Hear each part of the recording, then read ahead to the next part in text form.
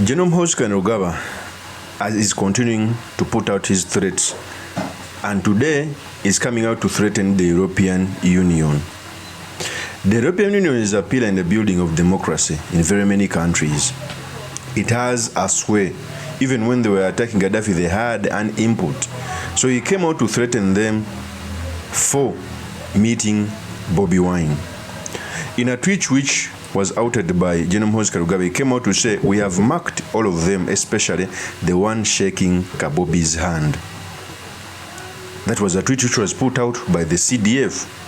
You know, Muhoozi is known for putting out hilarious tweets, and he forgets the office is holding.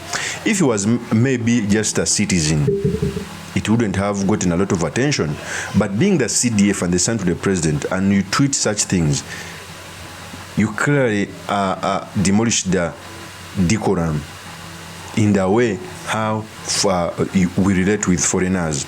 It started by Muhoozi threatening to attack Kenya.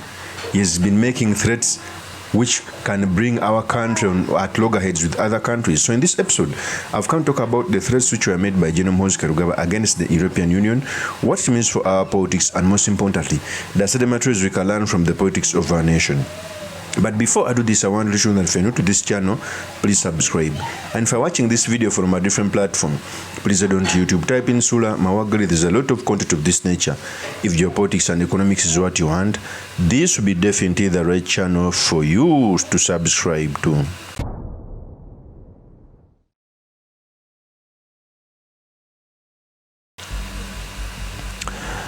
First of all, Muhoozi is the CDF. It's not the first time he's putting out these controversial tweets. He doesn't know how the impact they have on a national scene or even on foreign lands. The first time he said he's going to attack Kenya, it took his father to first drop him as land force, although later on he appointed him as the CDF. Such tweets can create this harmony between countries on how we relate with countries. So coming out to attack the EU, remember the EU met BOBI WINE, but also they have been meeting other stakeholders in politics. So it was not an isolation. So for him coming out to say such ridiculous tweets, it shows you how he doesn't know how to hold and play international politics. And another tweet he came out to say, "This is an abomination. EU in Uganda is really playing with fire. It's threatening the European Union." By the threatening the European Union, you are threatening European countries. It is the truth, you like it or not. And European countries, they have an impact in the way how countries are run. I think the countries are run with the European Union, America, and the East, that is Russia and China. So attacking one of the powers, you bring our countries at question. Remember, many of our debts are gotten from the IMF, World Bank. They are controlled by the Europeans, okay, and America. So attacking them, disparaging them, it shows how juvenile Muhoozi is when it comes to matters of politics. There are some things which are not supposed to be said, and he continues to say this. And for him, he thinks maybe he's making comedy or he's trying to go viral so that he can be seen on the national scene, but is playing with fire. Okay, he's playing with fire.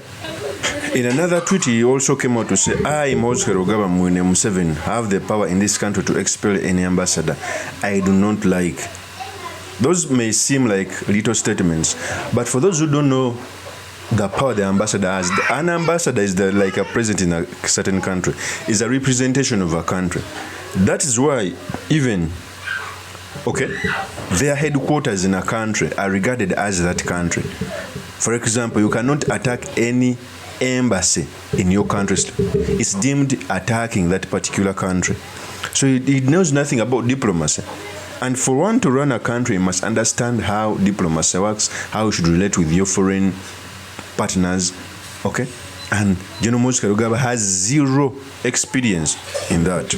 So one may ask, why is he coming out to say this? One, it may be because of excitement. Because for a long period of time, Museveni's family has been outside the public affairs. Two, he may want to show that he has a lot of powers. And quote me, all right, any person who tries to show that he has a lot of power, actually he doesn't have. Okay, by being the son of the president, there are some things you can do, but the things he's treating are not making him stronger but weaker. They are putting our national cohesion at risk. Okay? And this is so unfortunate. The good thing is, for me, as a person who wants change, if he does these things, these people understand. They keep notes. And they have a sway in the way how politics is done. I know one day these things may catch up with Muhoozi. We may see him being brought in that dock. Okay? In Burkina Faso, Blaise Compaoré killed Sankara. After almost 27 years, he was tried in court. Now he's in exile. There are some things you can do, and you can go away with them for a meantime because you are in government.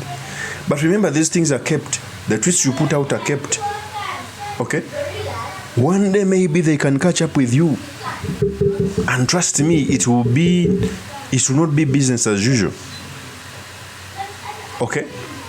And for me, I hear some people who are coming out to protect what he tweets, saying that maybe he doesn't run his account. He has never come out to say he's not the owner of the account. And for me, it pains me that our country is being led by a person who doesn't know how international community works, who doesn't know how politics should be. It is so unfortunate. Of course, that's my opinion. Do make comments by commenting about this. Thank you very much for listening in. If this is the first time on this YouTube channel, I implore you to subscribe, like, and comment so that I can be motivated to do more of such videos. I'll see you on another one. Peace.